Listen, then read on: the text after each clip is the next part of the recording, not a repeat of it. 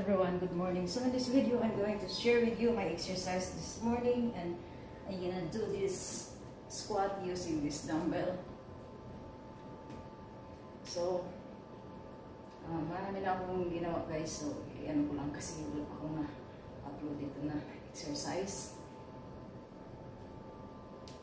So you can do this guys, you can count on this like 100 counts. And since oras ko na ng work, hindi ko na magawa. Pero ganito ako kagabi before ako na tulog. Ganito ang ginagawa ko. 150 counts lang yung nagawa ko. You can do it more counts if you want. This is really good for body and strong legs.